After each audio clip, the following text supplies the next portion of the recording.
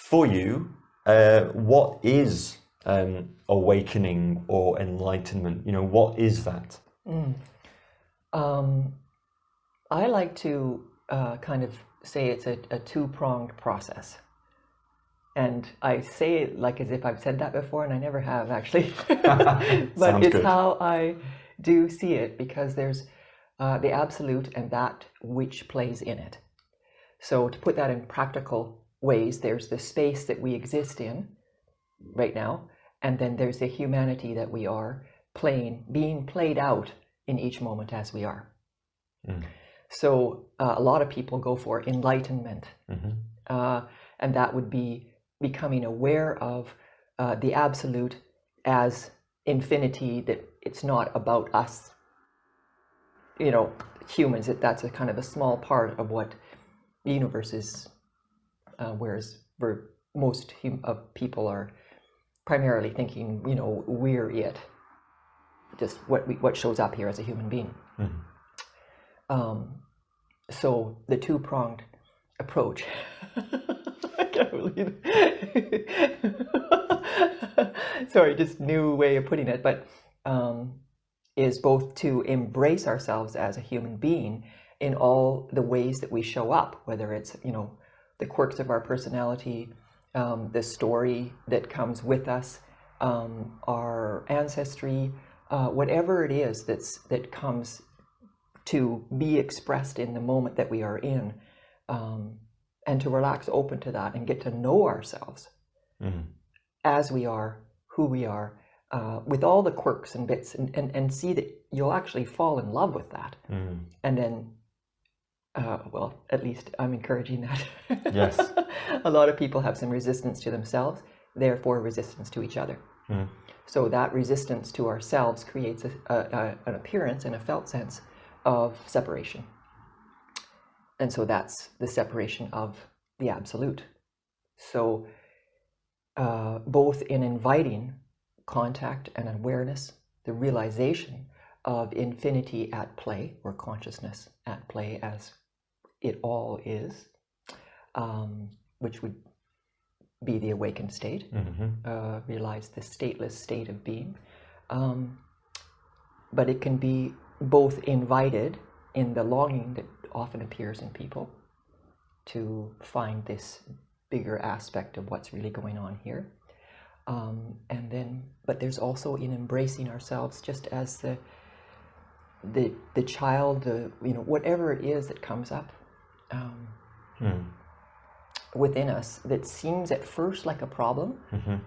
To me, that's the tip of the iceberg, and then that can come down and go all the way into whatever it does, and we can then see the iceberg, embrace that, and that lightens up the fabric of ourselves in expression as consciousness. There we are. There's the long way around, but enlightenment is sort of an enlightening process. It's a happening of us becoming more and more aware of the truth of what's really going on here. Okay, thank you. And prior to your realization, let's call it, or awakening, so do you remember how life was prior, and how did life change after? You know, what was the difference? So what I'm asking is, what difference does it make? Well, it's the biggest difference is that you can't believe in things that aren't true. You know, everything so much, as I'm sure you found yourself, that seem to appear to be true is impossible to. You just can see it. You're feeling it. It's an actual factual experience. So a lot of what was or what appeared to be true just disappears. And then, you know, the felt sense of moving as infinity is pretty cool. In a way, you know, like this wonderful felt sense of being held by the universe. And not in all moments, but in enough that that's like the base note. So it really encourages me in the moment to relax open to the humanity that I am, my own humanness. Because it's infinity as well. even though it feels very personal. But I like to say person all. That's really lovely. It seems to me, or it seemed to me that those 20 odd years of being a separate person with a mind, and I was trapped in it, and I was trying to control everything and push everything away. At the moment of insight or awakening, it's like that was the dream. It's like you wake up and you realize it was dreamlike. It had no base or substance, and yet somehow we were completely hypnotized or immersed in it. Just like any dream, I suppose. So it's kind of waking up from the dream that you were not the universe, playing at play. Yeah. So going forward then, how, because I'm assuming you didn't live in a cave or a monastery. Not this lifetime. Not in this lifetime. Yet. Yet, that's right. No, thank you. Monastery maybe could be comfortable, but the cave thing, no, thank you. Okay, so we've got some caves here on the Isle of Man, No monasteries though. So how did this awakening, realizing that you're not this scrunched little separate me, but you're this kind of, as you say, infinity at play, the person all, which is lovely. But you still have to eat breakfast, and you're in relationship, and I think you had children, or you have children. I had children beforehand, and afterhand they were also there. And so, part of the clarification of awareness, being aware of itself, was to let go of my world, and that included letting go of my children, which was not as usual for what I've heard, and excruciatingly painful. So there's a pull away from that. In order to, not a pull away, a conscious choice to let them go, to bow, to surrender, even that, which felt like letting go of love. And yet I knew that I needed to do that. I knew that I needed to drop whatever appeared as my world. And so I did the best I could at that, of course. Nothing was dropped, turned out. But I didn't know that at the time. Because, where would it go? I mean, you can drop your world, and maybe I ought not to say this, because if people are genuinely renouncing their life, it might be pretty hard to renounce it when you know it's not going to go anywhere. So afterwards, it's following my heart. And also with an equality, like part of the process of how the popping through, like you say, popping out of the dream that kind of had a hold of itself, seemed like it was like a river of belief in the fabrication, as if that's what life is about. And then somehow I got out on the bank of the river and could see that it was just a river. Right? Yeah. And then so it's quite different to relate to the river, even though there's not really a bank, or you're not out of it, you're in it. Yes. Anyway, so the equality of everything as an expression of consciousness included my children. And so we needed to renegotiate consciously how to be together in this relationship, where I was in the appearance of the mother and they were in the appearance of the children, and yet in meeting them in equality, they still are, but they were also so much more than they appeared to be as just young boys who were 6 and 7 years old. So our relationship changed a lot in being together and became much more of a team. I still needed to provide for us and stuff, but my heart led me through and with everything as it came along, because I could access my heart and see what was the right move in the moment, and literally, like my heart could say, you invited me to come to the Mindful Man 2019, and I could feel a yes in my heart. Now, whether I get here or not is a totally another thing. So that's how I live, and that's how I've been living since then, is feel it in my heart, is it yes or no? Sometimes it just happens. It's already at, yes, immediate. And then I'm going, oh, I guess I'm yes to that. But why don't you, this may be a question that people may have, but it popped up. So, why not trust your head? Well, what I like to say, so this is beautiful because it sounds like the feminine's better when you say that the heart is the feminine and the mind is the masculine, right? However, we both, we need both. Everybody, what would be my invitation would be that the heart lead and the mind support that. So I could say yes to coming because my heart said yes, and then my mind can come in behind my heart and take care of whatever details, do the flight, the practical matters, the structure of being within what appears as a structure, because there is one. Yes. We're made up of containers, I like to call it, containers of energy. The container of this chair that holds you, here, like this, even though it's vibrating molecules. With more space, you're not falling through, right? It's holding you, and I like to say, it's holding you regardless of what color your skin is, what language you speak, your age, your sex, and who you like to play with as far as, heterosexual and all that stuff, or who you like to pray to. That chair is unconditional, and it is for everyone, and so is the universe. Yes. Just like that. But anyway, the containers. So we are a container. You're the container of Mike that includes the appearance of this play of the molecules, of the atoms, this particular voice, this particular mind, and this particular awareness of the moments you've experienced, which totally have effect. Does that make sense? Am I answering the question? I can't remember what the question is. So it was, why not trust your mind? We hear so much about follow your heart, and which it's that trust, that surrender, which that's very much where I feel that I live from. It's the same trusting space, rather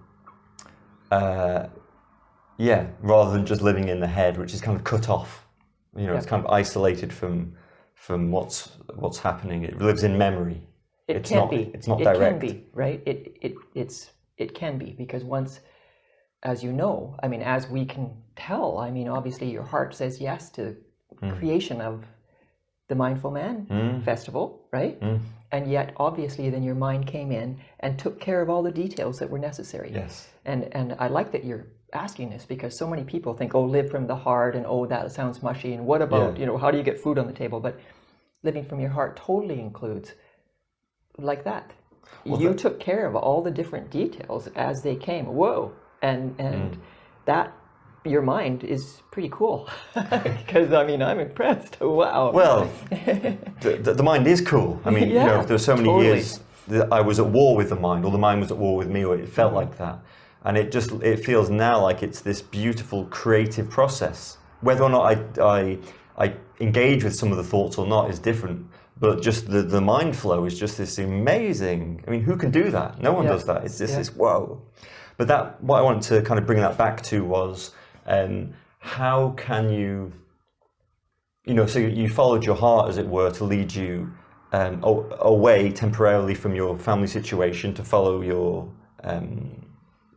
trust to jump off the cliff. To jump off the cliff of whatever I thought everything was, and 100%.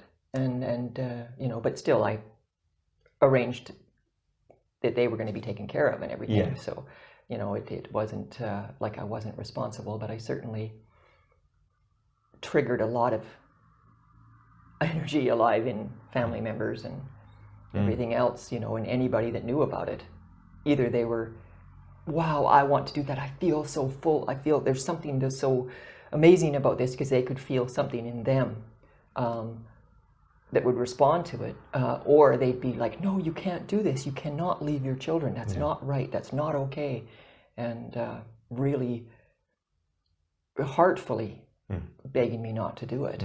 You know, whereas I was like, it felt like God. I mean, it felt, you know, I couldn't not anymore.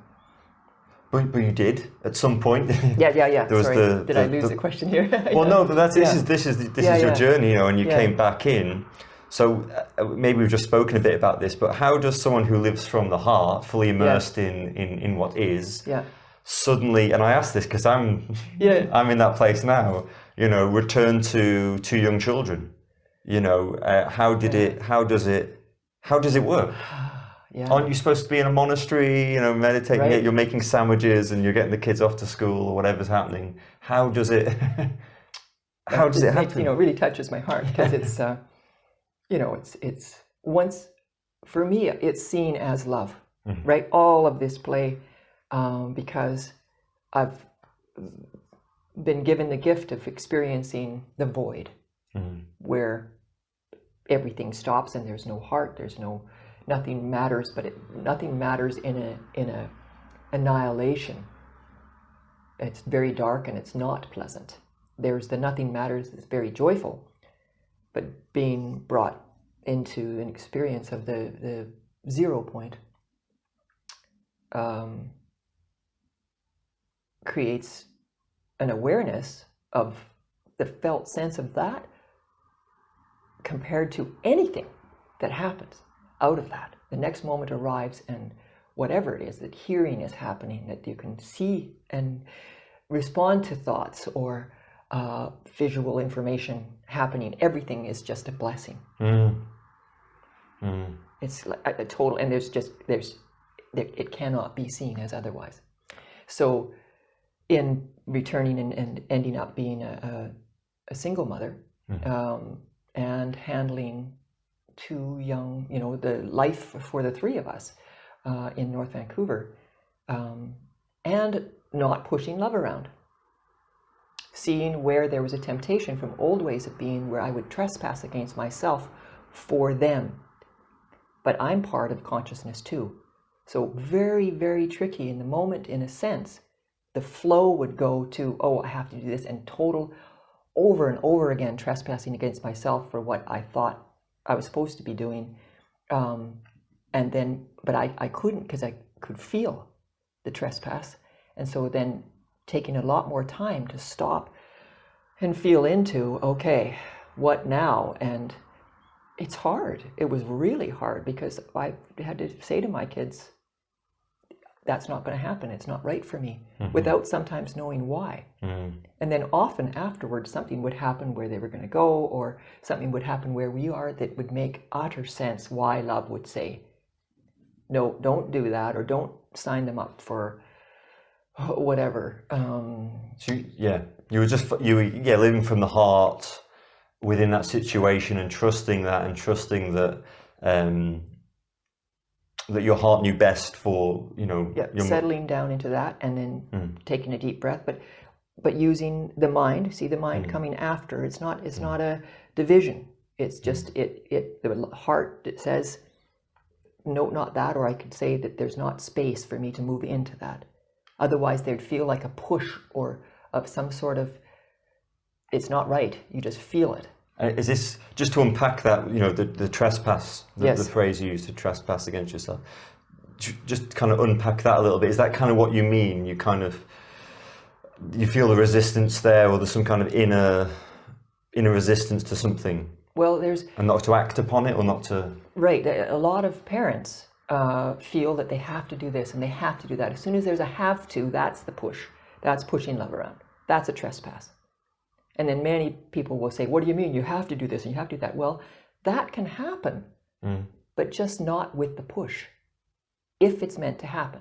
So I would land with myself, feel into it, feel whatever it was, even anxiety and the oh my gosh, because, you know, often it's an exposed sort of thing to all the other parents and their friends. And here I am, like, not doing what everybody else is doing, but sitting down with myself, saying, okay, what's up with this? And because I can't push love around, so as soon as there was any kind of push, I would stop, sit down, let the space filter itself sort of by opening to what's going on. And then sometimes from that, I could still do whatever was supposed to happen because I would remember my commitment, which was to include my sons in this play. So that commitment came after the realized, right, that was what was in my heart is, I don't know what else, but I want to be close with them and be with them. And that was what was the most true thing. So that gave me direction. Could we say intuition? Is that a similar word maybe, like a kind of... Well, it's listening to what the heart wants. Yeah. You know, and the heart was really clear. These beings, I want to be close with them, as close as I can be. And so to be with them. So capital B, capital W. And carry on from there. So it doesn't mean that there's a line saying just because you feel you have to. That just marks the spot that you have to. Whatever it is that you feel that you have to do.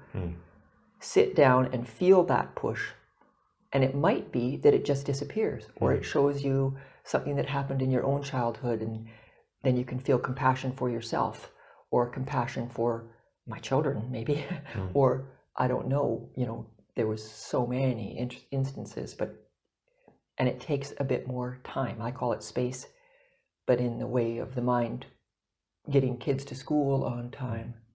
All of that stuff, time is what pushes a lot of parents to go and trespass against themselves. So that makes the clock more important than anybody.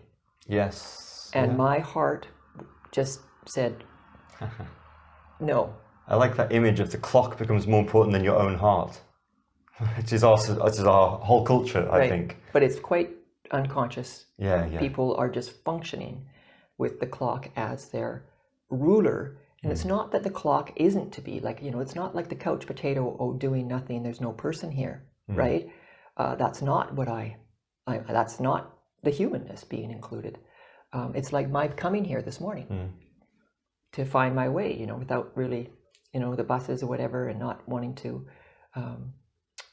you know, my host Katie's been just so incredibly generous, and, you know, not to, just to include all the details, but to get myself here too. Yeah. Because it felt right, and but it's a little wobbly sometimes. Yeah. You know, when you're not in the place, like to catch the bus at town hall, and like, where's town hall? Yeah. You know, and I think I could look that up, and then it was like, oh, you know, taxi, just trust it, taxi, and here I am, right? So this is interesting because, you know, obviously, for those that are interested in practicing or have had flashes of realization, or maybe, you know, big shifts, it appears that it's not really some kind of state of perfection that you just flip into, which is quite a relief actually.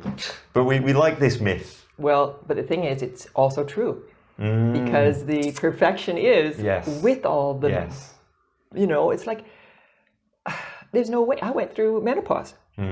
I love that past tense. I don't know if that's exactly true, but let's put it as a went.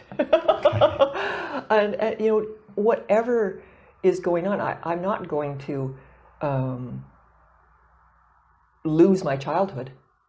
I'm not going to lose my family in any way. My mother is my mother, regardless of our relationship. I mean, to me, these relationships are something from consciousness or God or source or love to explore more deeply, because it's a solid fabric in the fabric of something not really being all that solid. People who are our moms and dads, sisters and brothers, are permanent features once it happens for eternity. You know, there'll be this Canela Michelle Myers and this Jim Myers and Joyce, you know, there's this relationship that stands here. You know, so I like to include ancestry and the fabrication of what appears here as a human. The color of the eyes, the sound of my voice can be similar to family members, you know, aspects of myself that speak them, but also in the way we hold energy. So when diabetes, heart disease, you know, all of these show up as a trait in families, how I see that and know it to be from my own experience is where energy gets held and gets passed on, just like the color of our eyes. Yes, so it's not just a physical or material passing on. Well, we know traumas can be passed on, you know, Absolutely. in the DNA. So why not? So everything is passed on. Everything is passed on. And why wouldn't it be? Right. Each moment of mind is passed on to this moment of mine. You know, it's all kind of. Right. So well, maybe that links into the next theme I was just interested in. Well, just Yes. kind of one little thing there is that, so those of us that are in this way of recognizing self, who are also parents and younger kids, because you're more in the fray when they're younger, right? Because there's more where nature brings us closer together, because they need to be close to adults, children. But all the plays of all the parents and children of our families and everything that has come into contact with those families arrives here in us to be met. So new pathways of how to be with ourselves, inclusive of ourselves with our children, is what's occurring right now. The phrase the alchemy of hereditary came into mind, where you become the heat, the transmutation of everything that's come down your line. You can be. By you know, opening to it, you get to be the one that transmutes rather than just pass it down. Right. If it's not met, it will be passed on. You know, so that, as we can see, that's what's happened. So that's kind of a factual part. But having the opportunity to meet these, not as a, you know, whatever happened. You know, if you're aware of it, it's an opportunity. Yes. To meet these energies in your way, and you'll be geared for it. You know, but usually that's not seen until after you've met whatever the energetics are, or the situation, but following what the heart feels to be true is essential, because in the moment, that's all we ever have. There's, you know, books on parenting, but as you probably know, right? It's there's just a book on parenting. Well, the moment comes, and there's no way somebody could have written everything that happens in the moment. You're there, they're there, and you need to respond in whatever way you do. Yeah. And so that's where it's really okay. Being you the best you can, and inclusive of every bit of who you are.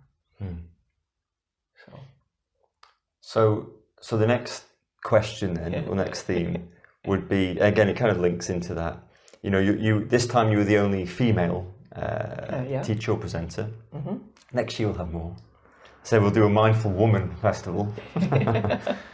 And you know, you did bring something very different, which just on reflection was something more, it came from a place of stillness and silence and space, compared to me, who's just like blah, blah, blah, you know. But I really enjoy just dropping into that stillness and that space, and the kind of not necessarily having to present, you know, ideas, just kind of dropping into the moment and the rain, which was, you know, really nice. So my question then is rather about something I've heard you mention, which is the masculine and the feminine. Right. Why is it important? What are the differences? And that, see, I don't see as much of a difference of like me representing women. Of course I do, because I'm a woman, and yes, definitely represented, you know, women in the fabrication of the appearance of womanishness hasn't been as supported. So of course, yes, let's have a nice balance of that, because it's relatable to more people, and comes with different views, because we're men and women. However, we're all made up of the masculine and feminine. So it's a chit, ananda. So the chit is the masculine, ananda, the feminine. So the heart with the mind, you know, the two intertwining and playing themselves out together.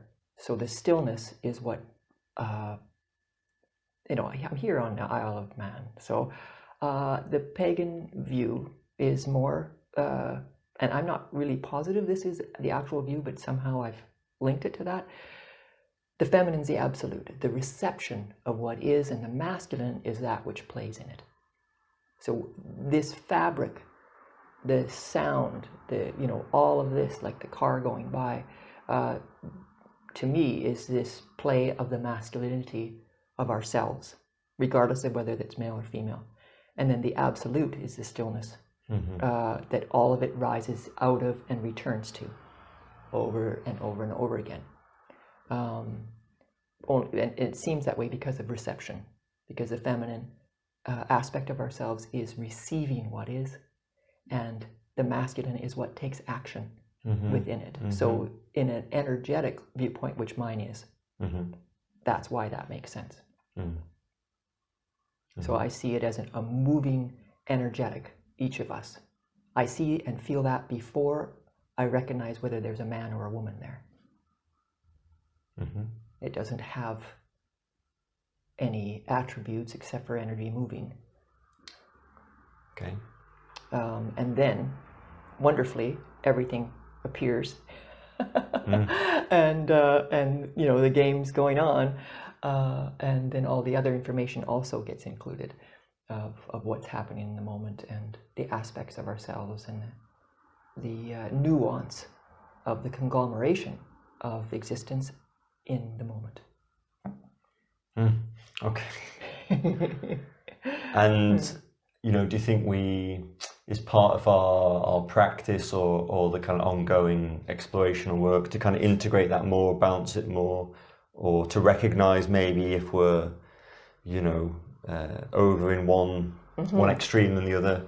Because even on the kind of level of certainly spiritual teachers, men and women, there seems to be, you get some female teachers that are very kind of short and sharp. Yep. And you get some male teachers that are very kind of open and silent, and then you get, of course, the opposite variations. too. Yeah, it's amazing the different kinds of variations, which I say is so lovely when you gave your talk, because that was a really nice, outstanding variation that I don't think was we'd had so far, and I also don't think people really knew what to do with it. Yeah, but most people who come and spend time with me in satsang or in the offerings feel it's different than everybody. And to me, I feel that that's a great part due to the depth of inclusion of the human being, the depth of inclusion of myself, and where I've met myself as a human being, as the nitty-gritty, yada, yada, yada, whatever she is, and said, okay, I'm with you. I may as well, because I'm with her anyway. Here she is again. Oh my gosh. So, it's not about getting rid of the human being. No. And like you say, there's this idea we're going to fall into a perfect place. Well, good luck with that, But people do say, we're going to go into bliss. We're going to, and yes, it's wonderful knowing that we are infinity, because it can then support us, or I've used it to support myself, to be able to be with the nitty-gritty moments. Yes. Because I know that somehow, some way, love's going through something like it is for its own reasons. I may or may not get to know them. Yes. Always after understanding comes. And so that's the trust and the surrender from my own experience, right? So this depth of habitation or meeting of the human, right? And mostly, I was raped when I was 7, and after realization, I came around to saying, okay, well, how could this possibly be love? I mean, it's totally affected me all of my life, and will until the day I leave this body. Whatever I is, right? Whatever is awareness, no longer uses this vehicle in expression. It's just how it is. There's no way I can go back and make it unhappen, but I can explore bit by bit, gently, what happened in the exploration of how could this be love.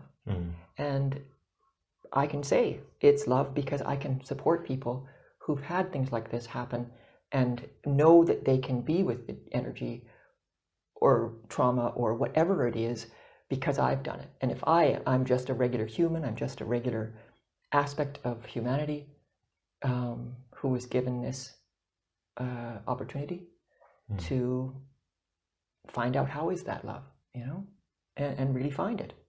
Not as a generality of our minds taking, how could that be love, but as a actual question to love itself. Show me how this is love, please. And then in each moment it unfolded to where it is now, and seeing the incredible benefits. Not that I want children to be hurt in this way. I'm not saying that that's okay. I'm just saying in our world, there's a lot of this kind of stuff going on in so many ways, in wars and what people, it's just going at it to try to change the tip of the iceberg, like the patriarch. When it's not made up of what's in appearance here, whether it's Trump or whether it's all these politicians and that are finding out that they've Bill Cosby, all this stuff that's coming to light now of how murky and slippery things have been, and they didn't have the appearance, before it was like, oh, all nice. And then now we're falling in with more truthful happenings, and it's helping people to get more engaged in making a change. But making a change, there's places for going on walks and standing up for things. But if it's another fight, it's just taking the same energy and smearing it around in another direction. And maybe some side will win and it'll seem better because your perspective sounds like it's better than the other perspective.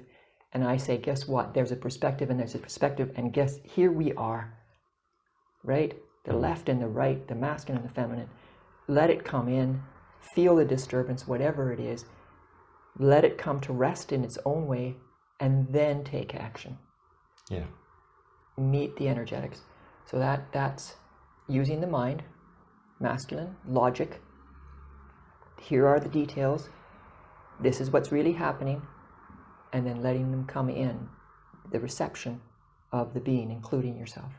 That's the feminine aspect. And then taking action out of that. So the two play, right? And that's so practical. What you've just said is so practical. Meet the energetics.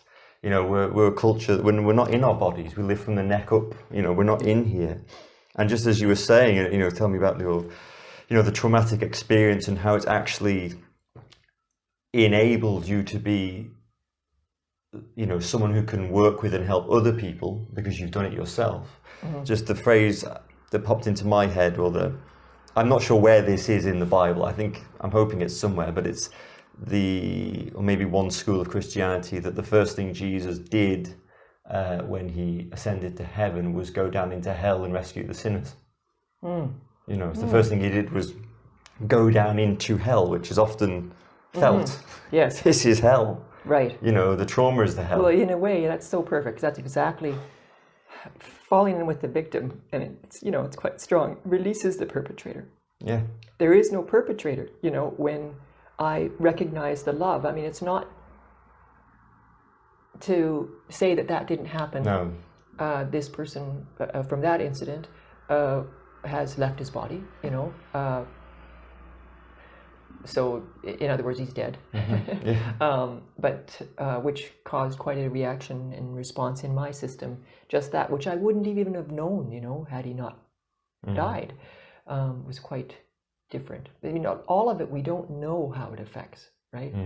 So it's not an easy journey, but if it's already happened, we're all up for it. I mean, this stuff has already, the mix and mingle of the energy, the effect of something like that is already in us. So this is just gently opening to it appropriately as the moment comes. It's not on all the time. It just comes. It gets triggered alive by, like when he left his body, then more energy came up, and I was like, whoa, this is amazing how much, what I felt. And then diving into that and exploring it. Until the, whatever, at the same time as living a regular life and taking care of everything. It's not like the only thing that's happening, So you become, it's an incredible thing, isn't it? You become aware that you're simultaneously the personality in all of its richness and fullness, which is perfect yet imperfect. Yeah. But simultaneously, you discover that you're also this kind of limitless, spacious, silent space in which the personality plays out. So you're completely empowered to be with, or potentially be with whatever shows up in the system. Yeah. Because the system itself is the formlessness at play, right? So it's like the energy, even whatever happened, is actually just a play of energy. Yeah. That gets encapsulated because some part of us says no, of course. Yeah. Without even knowing what it was that was happening. This system completely contracted. That contraction holds the energy in the system until I'm ready to meet it. And just talking about that yes that you were talking about, that giving that yes, and this is something I say to people just as a kind of like a key word is yes. When you're sitting with something, I can't be with it, I can't with it, just try dropping in a yes to it. Just because that instantly there's some space there. But for how many generations have we said no? All the no's have been passed down into this. No. Right, but knowing that, but nice fun. Knowing the no. But knowing that the no is that impactful and that strong from the ancestry. Like, of course, whatever happened to me has been happening. Yeah. Right? It's even in the today's, there's members of my family that it also happened to within this time span. There are people who are alive today at the same time as me. And of course, it must have happened, over and over and over again. As most of our families, it's fairly normal, really, unfortunately. But yeah, so to know that this is going to maybe be some pretty, feel pretty big if no one else has been opening to it within the family. But the wonderful acknowledgement of consciousness, of love, of God, to say, yes, you are up for this. And to take a deep breath. This, we're with Rumi, this, like this, yes. It's like what you're saying, everybody, yes. This too, whoa, I can be with this? Apparently so, because here it is. Yeah. And just kind of, moving forward, I just wonder if you have a sense of an overview of how your own message or teaching or understanding, is there a direction in which you can kind of see it going? Is something new emerging? Is it moving somewhere, or is it kind of just, is it okay where it is and you're just kind of sharing from that place, or both? Yeah, beautiful. Well, that gives a beautiful opportunity to talk about desires. So thoughts, all of it is consciousness at play. So the repeating thoughts are ones that I like to support people to just take a little look, whatever's repeating, and lay them down on a piece of paper and see, what that is. If it's repeating, it's love trying to get your attention. Same way as discomfort is love trying to get your attention. Argument with someone's spouse is a way to get your attention.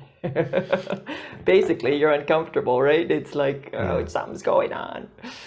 Perfect is what I say. Then you can open to that and feel whatever that is. Just kind of lost where where's it all going? Yeah. Well, so that's where desire isn't something I don't recommend to be desireless. Like, you're not human if you're desireless. You can put them aside. There was a time in our evolution as human beings, where a kind of letting go of the more human aspects of life and living on the ashram or the cave or whatever was appropriate. And maybe it is appropriate for some people still. But the humanity, consciousness doesn't need to be conscious of that again because it's already conscious of that. So we've evolved to, really fall in with the nuance of all of it, however it comes, and be involved in regular life together. Like this is, we're really together in this, like so much so. And the more exploration with the energetics, the more that's seen as utterly factual. It's not an idea. It's real. Absolutely the most real thing that's happening. And so desires fall in to the space. Yeah. We hear the desires. Now, a response can be to go and try and grab a hold of that. But as soon as there's a grabbing, there's actually energy out in front of the person. The wanting energy is something that will come out in front. And that'll be exactly in the way of whatever it is the desire says it wants. However, it pinpoints the something, and then we can call that wanting energy home within, because it needs to be within the system, or what appears here as a system in the sort of center spatial area.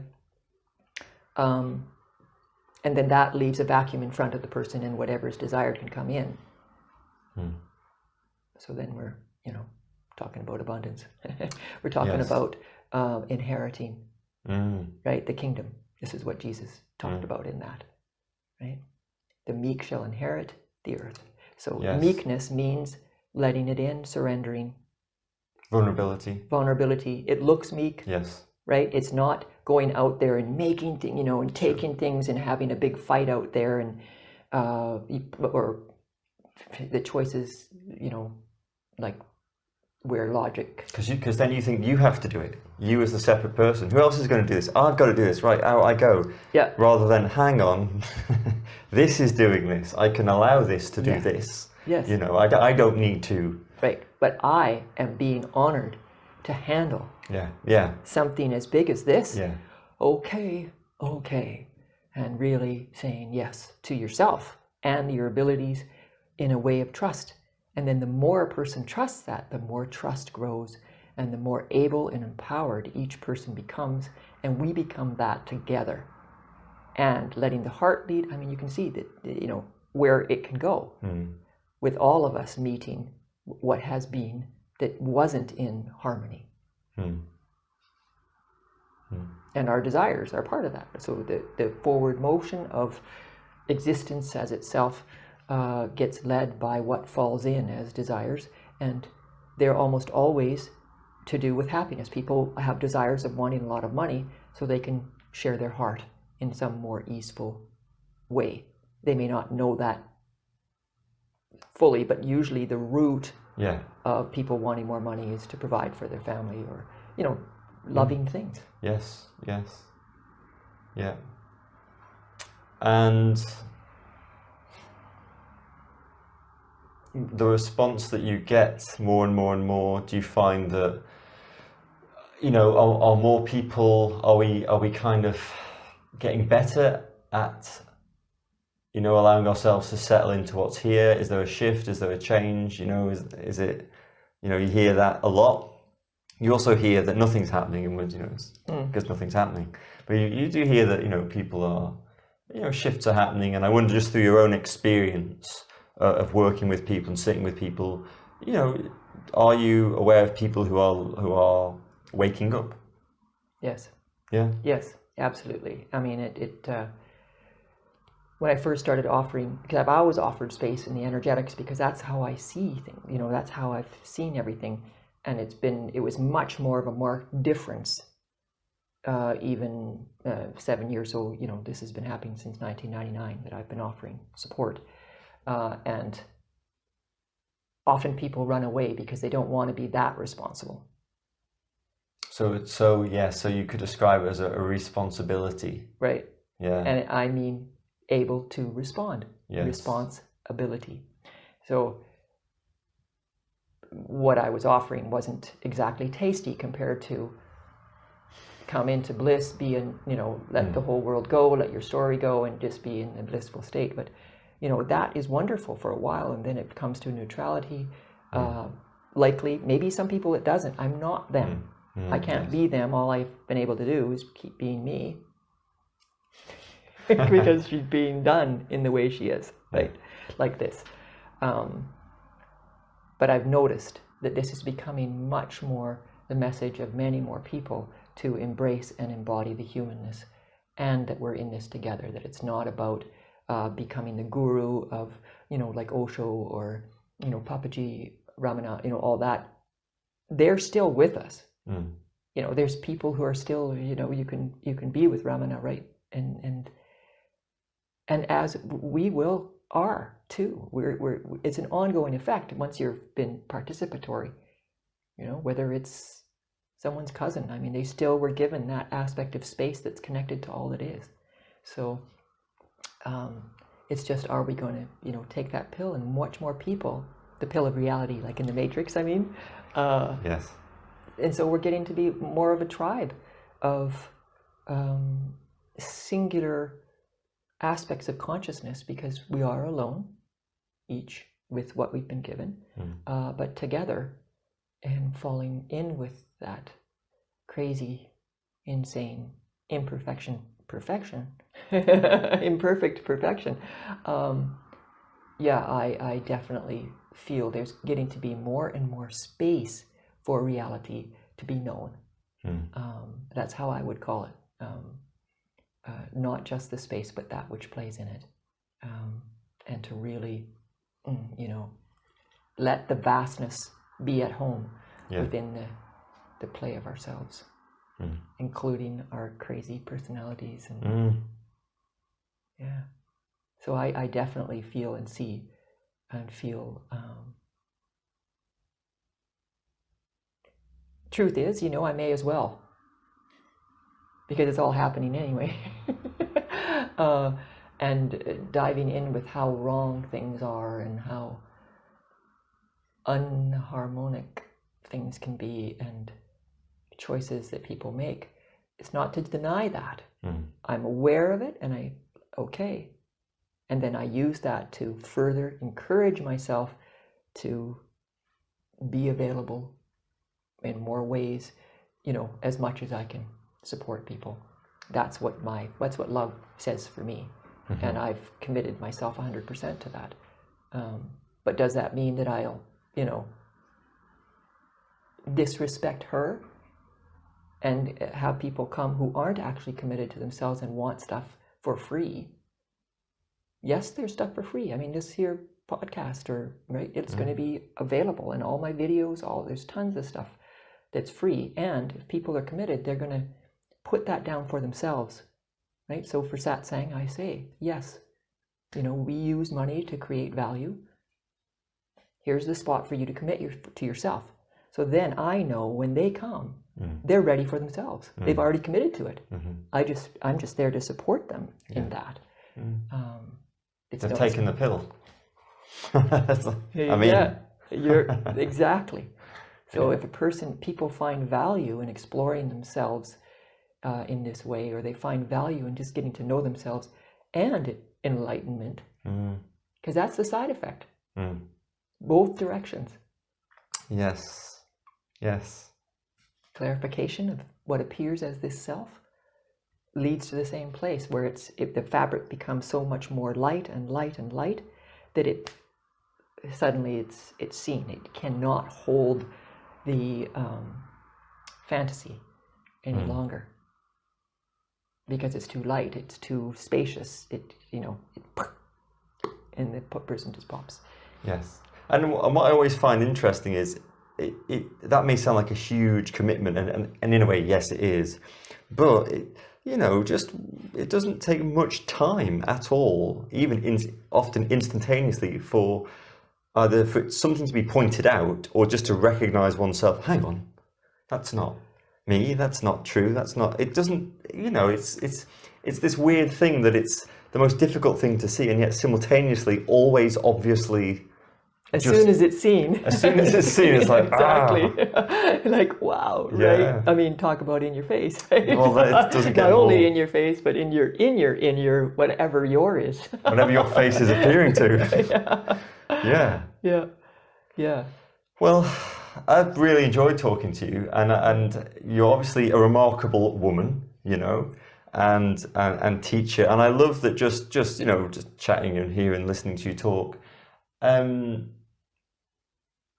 you know, just the where you stand in your life is so different to where where it seems that so many of us live, which is in the no, in the refusal, in the complaining, which is okay, that's okay, but it's such a contrast to hear your story and all that you've gone through and worked with and open to, that just helps you say yes more, and to allow them to begin to say yes to what is going on for them. Yeah. You know, that's and really... even yes to their no.